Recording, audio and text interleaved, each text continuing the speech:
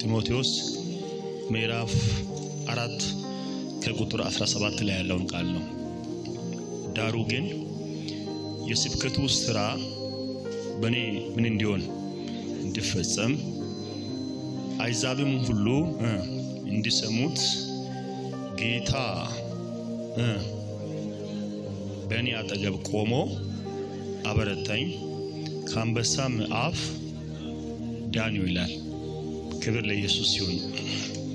ጌታ በአጠገቤ ቆሞ አበረታኝ። የሰው ልጅ እግዚአብሔር በአጠገቡ ካልቆመ በሕይወት ዘመኑ አንዳች ነገር ሊያደርግ አይችልም።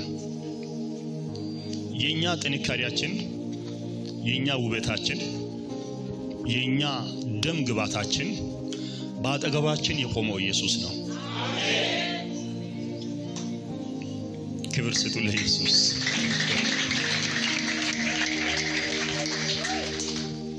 እገሌ በጣም ጎበዝ ነጋዴ ነው፣ እገሌ በጣም ሻፕተር የሆነ ነብይ ነው፣ ጎበዝ ሐዋርያ ነው፣ ጎበዝ ሰራተኛ ነው፣ እሱ ጎበዝ ባሏ ጎበዝ ነው፣ እሷ ሚስቱ በጣም ጎበዝ ነች የምንላቸው ሰዎች ሁሉ የጥንካሬያችን ምስጢሩ በአጠገባችን የቆመው ማን ነው?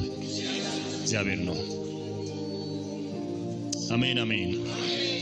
ጳውሎስ እግዚአብሔር በአጠገቤ ቆሞ አበረተኝ ብሎት ሲል ከጳውሎስ ጎንና አጠገብ የራቁ ብዙ ሰዎች ነበሩ። ለምሳሌ ምዕራፍ 4 ሁለተኛ ጢሞቴዎስ ከቁጥር 9 ላይ በቶሎ ወደኔ እንድትመጣ ትጋይልና ዴማስ ያውኑን ዓለም ወዶ ቲቶኛል ወደ ተሰሎንቄስ ሄዷል ይላል። ዴማስ ከጳውሎስ ጋር አብሮት ነበርና የዚህን ዓለም ብልጭልጭ ተመለከተ። አላስቻለውም። ቢያየው ወደ ቀኝ ግራ ሲያየው የዓለም ብልጭልጭ ምን አላለው? አላስቻለውም። በቃ ተማረከበት። አብሮት በጎኑ ሆኖ ያገለግል ነበር፣ ይተጋ ነበር። የዚች ዓለም ብልጭልጭና ጥቅሞችና ውበት ስላላስቻለው ጳውሎስን ቲቶት ከጎኑ ራቀበትና ወዴት ሄደ? ወደ ተሰሎንቄ ሄዷል። እግዚአብሔር በአጠገባችሁ ቆሞ ያበረታችኋል። ጳውሎስ ግን በወንጌል ምክንያት ወደ እስር ቤት ሲገባ የጳውሎስን መታሰር በትክክል አረጋግጠው ሲያበቁ ተራ በተራ ከጳውሎስ አጠገብ ምን አሉ? ሸሹበት። ተራ በተራ ከጎኑ ሄዱበት። ትናንትና ከባውት በጣም እስኪሞቀው ድረስ ሲያሞቁት የነበሩት በጣም ከባውት ባጠገቡ ሹር ጉድ የሚሉ ሰዎች ሁሉ በመጀመሪያ ደረጃ በልባቸው ሸሽተውት ሄዱ። በመቀጠልም በአካልስ ሸሽተውት ሄዱበት። ከቀን ወደ ቀን ስታይ ጳውሎስ ብቻውን መቅረት ጀመረ። አንድ ነገር አለኝ።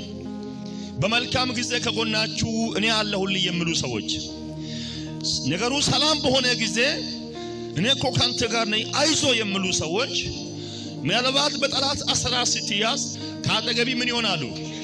ይሸሹሃል። ብቻህን ልትቀር ትችላለህ። የዛን ጊዜ ግን ሰማይና ምድርን የፈጠረ እግዚአብሔር ካጠገቢ ይሆናል።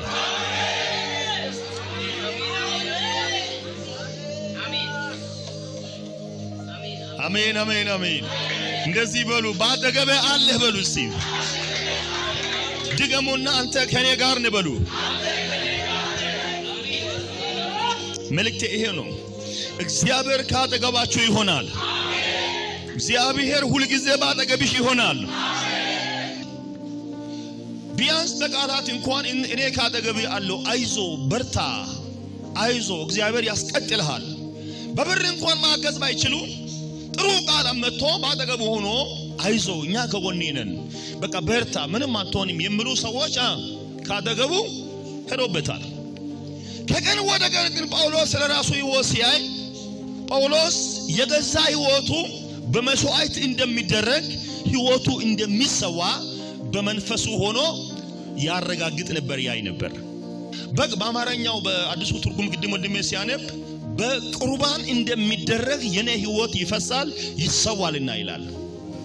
ጳውሎስ ለብሉይ ኪዳን ሥርዓት በደንብ አድርጎት ነው የሚያውቀው። ምክንያቱም በገማልያል እግር ስር ሆኖ ስለ ብሉይ ኪዳን ሥርዓት በሚገባ በጥንቃቄ ያጠና ሰው ነው። በመቀጠልም እንደዚህ ይላል፣ ሩጫውን ምን አድርጌያለሁ? ጨርሻለሁ። ይህ ሰው ቀጥሎ እንደሚያገለግል ተስፋ አለው የለውም? ጀስት አገልግሎቱን ምን ያደረገው ነው? ጠቅላላ አድርጎት ለጢሞቴዎስ በማስረከብ ደረጃ ነው ያለው። ሌሎችም አገልጋዮችን እያስረከበ ነው ያለው። ሕይወቱ ወደ መጨረሻ አካባቢ ነው ያለው። ሩጫውን ጨርሻለሁ። ሃይማኖትንስ ሃይማኖት የሚለው ይሄ የእንትን ቸርች የሚለው እንትን እንዳይመስላችሁ እምነት የሚለው ነው የሚያሳየው። ሃይማኖት የሚለው የቀድሞ ትርጉም ነው። እምነት ምን አድርጌያለሁ? ጠብቄያለሁ። በአምላኬ ፊት በንጽህና አገልግያለሁ። ሩጫውን ጨርሻለሁ። የእኔ ሕይወት ይሰዋል። ምን ማለት ነው? እሞታለሁ። ልክ ነኝ? እሞታለሁ። በቃኝ ይልና ይህን ሁሉ ግን ይላል። ሃሌሉያ ሃሌሉያ። ለደከምኩት ላገለገልኩት ሁሉ ዋጋ የሚከፍልልኝ አምላክ የት አለ? በሰማይ አለ። እሱ የጽድቅ አክሊል ምን ያደርግልኛል? ይከፍልልኛል። ለኔ ብቻ ሳይሆን መገለጡን ለሚጠብቁትም እግዚአብሔር ይሰጣቸዋል፣ ይከፍልላቸዋል እያለ ይላል። እግዚአብሔር ባጠገባችሁ ቆሟል። ተናገሩ፣ እግዚአብሔር ባጠገቤ ቆሟል በሉልኝ። ምዕራፍ 4 ከቁጥር 17 ተመልከቱ። ዳሩ ግን ይላል የስብከቱ ሥራ በእኔ ምን እንዲሆን እንዲፈጸም አሕዛብም ሁሉ እንዲሰሙት ጌታ በእኔ አጠገብ ቆሞ አበረታኝ። አቤት አቤት አቤት አቤት! ሰው ሁሉ ሸሽቶኛል። ጌታ ግን የስብከቱ ሥራ በእኔ ምን እንዲሆን እንዲፈጸም፣ እኔ የጀመርኩትን እኔ እንዲፈጽም። ሃሌሉያ! አሕዛብም ደግሞ ይህን እውነት እንዲሰሙ እግዚአብሔር የት አካባቢ ቆሟል? ከኔ ርቆ ቆሟል አይልም። ሁሉ ሸሽቶኛል፣ አንድ እግዚአብሔር ግን ባጠገቤ ቆሟል ይላል።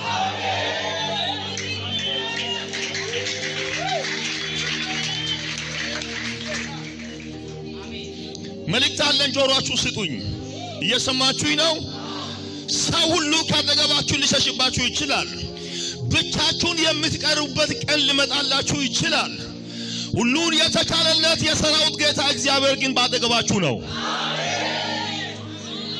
ይህን መልእክት እናገራለሁ። የእስራኤል አምላክ የአብርሃም የይስሐቅ የያዕቆብ አምላክ እግዚአብሔር ባጠገብሽ ይቆማል። እከሌ አለኝ፣ አይተወኝም፣ አይረሳኝም፣ ይደግፈኛል፣ ይመግበኛል፣ ያቆመኛል፣ ያሳልፈኛል፣ ይረዳኛል ያልናቸው ሁሉ ሰዎች ከዕለታት በአንዱ ካጠገባችን ሊሄዱብን ይችላሉ። ጠብቁት። በዚች ዓለም ላይ ምንም አይነት ቋሚ ነገር የለም። ነገር ግን የፍጥረታት ሁሉ አምላክ በእኔና በእናንተ አጠገብ ቆሞ ያበረታቸዋል። ተናገሩ፣ እግዚአብሔር ባጠገቤ አለ በሉ። አረጋግጡልኝ። እግዚአብሔር የት ነው ያለው? ባጠገብሽ አለ። ሃሌሉያ! እናንተ አገልጋዮች በመስጠትም የምታገለግሉ፣ በትንቢትም የምታገለግሉ፣ በዝማሬም አገልግሉ፣ በጸሎትም አገልግሉ፣ በየትኛው በባርነትም አገልግሉ።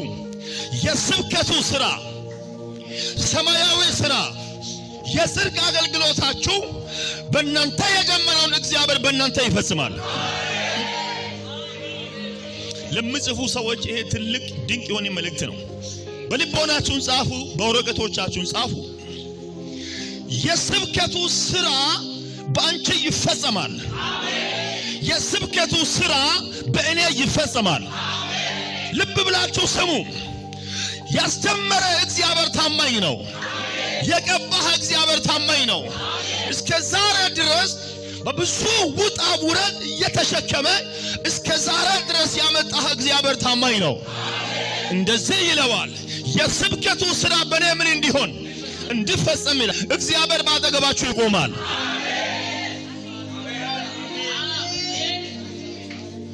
በኳድ መካከል የምታገለግሉ በመሪነት መካከል የምታገለግሉ ባስተናጋጅ የምታገለግሉ በጸሎትም ቲም ውስጥ ያላችሁ በየተኛው መስክ በየተኛው ቦታ ያላችሁ እኔ መልእክት አለኝ እግዚአብሔር በእናንተ የጀመረው በእናንተ ይፈጽማል ይናገረኛል እንደዚህ በሉ እግዚአብሔር በኔ የጀመረው በኔ ይፈጽማል በሉ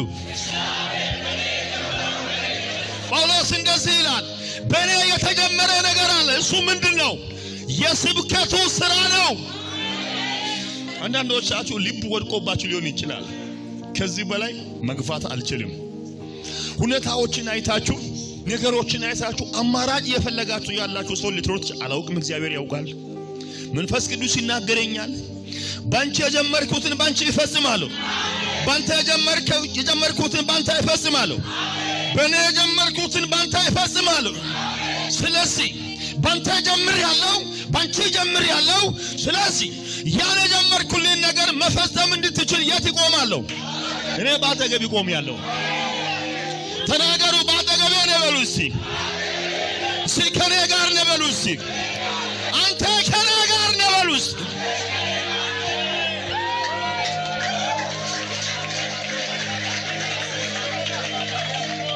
ጎሽ አይዞ በርታ የሚል ሰው ላይኖር ይችላል ሰዎች ላይረዱ ይችላሉ ማንም ባጠገብ ቆሞ ላይበረታ ይችላል የስብከቱን ሥራ የዝማሬን ሥራ የእውነትን ሥራ የጽድቅን አገልግሎት ባንቺ የጀመረ ጌታ የት ይቆማል ባጠገብሽ ይቆማል ተናገሩ ባጠገቤ ይቆማል በሉ እስቲ እግዚአብሔር ባጠገባችሁ የሚቆምበት ምክንያት በእናንተ የተጀመረው ነገር ምን እንዲሆን ነው በእናንተ እንዲፈጸም ባጠገባችሁ ይቆማል ሁለተኛው እግዚአብሔር ባጠገባችን የሚቆምበት ምክንያት የስብከቱ ሥራ በእኔ እንዲፈጸም ካለ በኋላ አይዛብ ሁሉ ምን እንዲሉ እንዲሰሙት ይላል ሃሌሉያ ሃሌሉያ እነማ አይዛብ ሁሉ ምን እንዲሉ እንዲሰሙ እግዚአብሔር ባጠገባችሁ ይቆማል አንድ ስሙኝ ወንጌል መስማት ያለበት የሕዝብ ነው ብላችሁ አታስቡ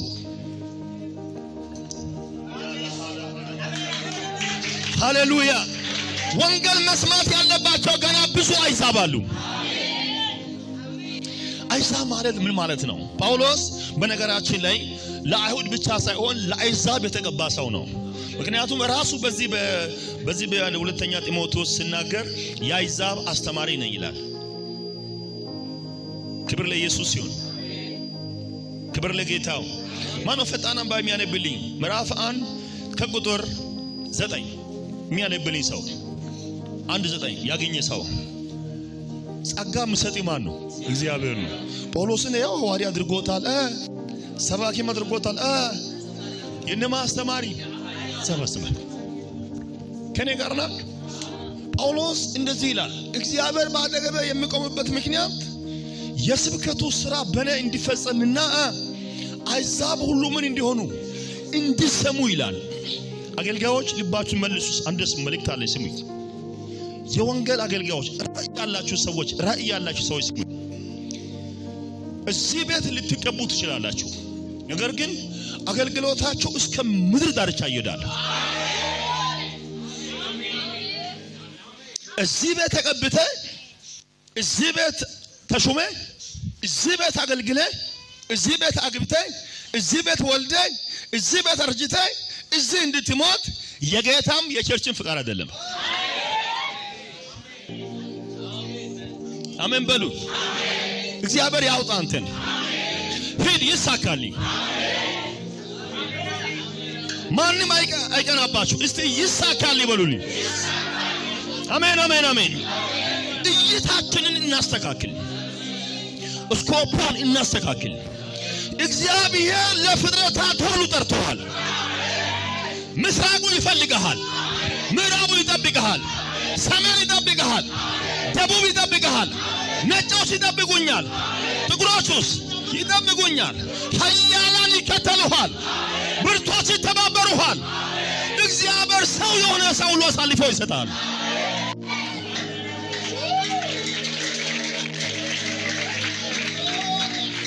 ይህ ሊሆን የሚችለው ባጠገቤ ማስቆም ነው ወይ?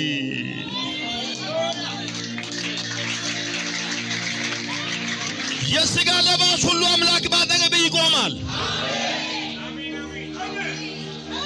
የእስራኤል ቅዱስ እግዚአብሔር ባጠገብሽ ይቆማል። ሰማይና ምድርን የሠራ እግዚአብሔር ባጠገብ ነው። እግዚአብሔር አይጥለውም። እግዚአብሔር አይጥለውም። እግዚአብሔር አይረሳው። ብድግ አድርጎ ተሸክሞታል።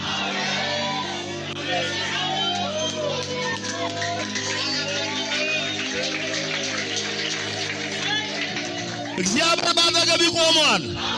ዋና ሐሳባችን እግዚአብሔር የተሸከመም ይቆማል። ተናገሩ፣ ባጠገቤ ነው በሉ እስቲ። አንተ ማንም ሁን፣ ነጋዴም ሁን፣ አገልጋይም ሁን፣ ሰራተኛም ሁን፣ ማንም ሁን፣ ሰማይና ምድር የሠራ እግዚአብሔር ግን ባጠገብ ይቆማል። እግዚአብሔር ባጠገብ ይቆማል። ይህን ታምናላችሁ? ይህ የማን ቃል ነው? ይህ የማን ቃል ነው? ይህ የማን ቃል ነው? ታላቅኛው ልጅ አይደለም፣ ታናሽኛው አይደለም፣ ዘመድ አዝማድ አይደለም፣ ባሉካዎች አይደሉም፣ ነገሥታት አይደሉም፣ ኃያላን አይደሉም። ሰማይ ምድርን የፈጠረ እግዚአብሔር ባጠገቤ ነው።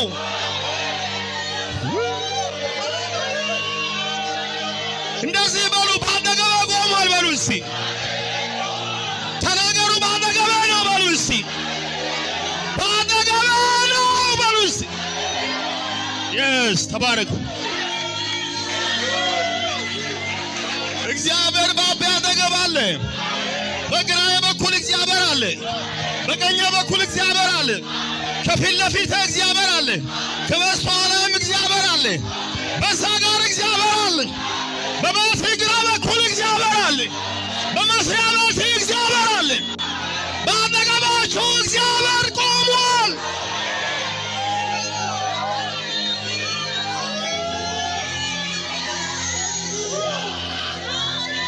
አሜን አሜን አሜን። ተባረኩ። እንቀመጣለን። እግዚአብሔር ባጠገቤ ቆሟል። ተናገሩ፣ እግዚአብሔር ባጠገቤ ነው በሉ። እግዚአብሔር ባጠገባችን ሲቆም የሚሆኑትን ሁለት ነገሮች ቶሎ ብዬ ላውራችሁና ልጨርስ። የመጀመሪያው ባጠገቤ ቆሞ አበረታኝ ይላል ለምጽፉ ሰዎች። እግዚአብሔር በአቤ አጠገብ ሲቆም የሚያደርገው የመጀመሪያው አቤን ያበረታዋል። የሚያደክምህን እግዚአብሔር ያደካክመዋል። እግሮችን ለመያዝ የተላከ መንፈስ ወድቋል። እግዚአብሔር ቀኙን አሳልፎ ይሰጣል፣ ግራን አሳልፎ ይሰጣል። ስማኝ፣ ከዚህ ሰዓት ጀምሮ መንገድ ተቀይሯል። አካል እጅግ ይፈጥናል። እግዚአብሔር ያበረታል።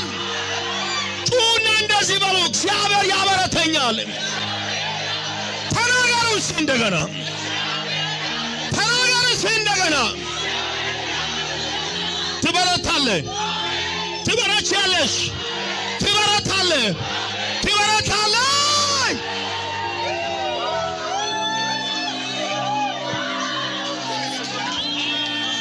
ተባረኩ።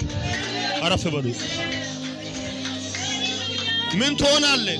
ትበረታለህ። የማን አብሮነት? በአጠገቤ የሚቆም እግዚአብሔር ሉማ በአጠገቤ የቆመ እግዚአብሔር ሰው ሁሉ ሲሸሽ ያልሸሸ እግዚአብሔር ኪስ ባዶ ሲሆን ባዶህን ያልጣለ እግዚአብሔር በአጠገቤ የቆመ እግዚአብሔር ከቀን ወደ ቀን ምን ያደርግሃል?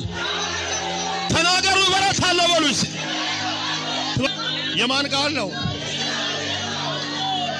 ያይቴባስ በአጠገቤ ስለቆምኩ አሁን ትጨምራለህ፣ ትበረታለህ እንጂ አትደክምም ይለኛል።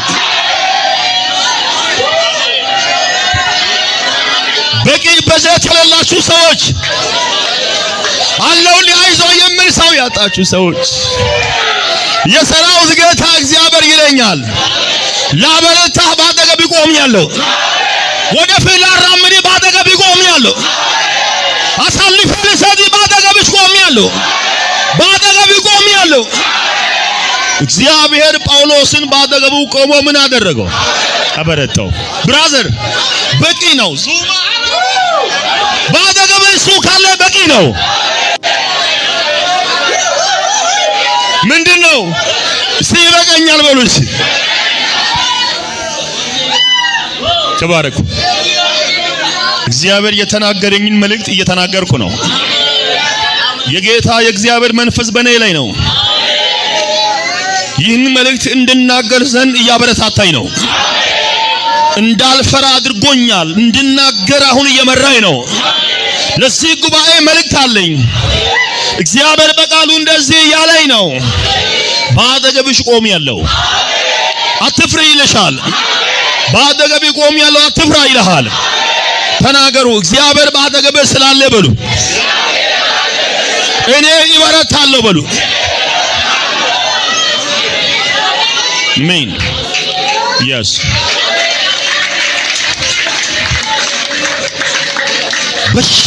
በሽታ የማያደክማቸው ልጆች አሉ። ችግር፣ መተት፣ ኮተት፣ ማጣት፣ ድንቁርና፣ ፖለቲካው፣ ሃይማኖቱ የማያደክማቸው ልጆች አሉ።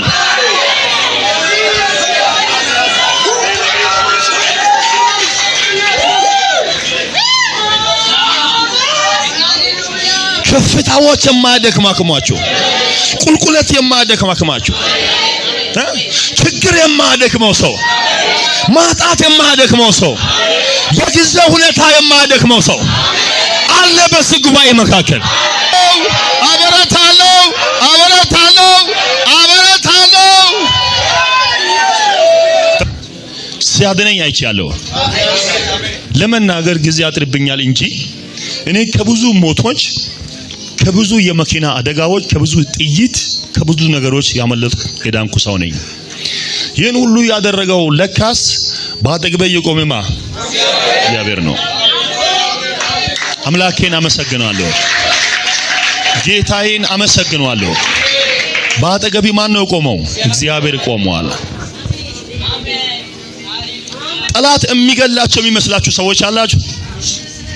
ክፉ ያጠፋኝ አይቀርም የምትሉ ሰዎች አላችሁ።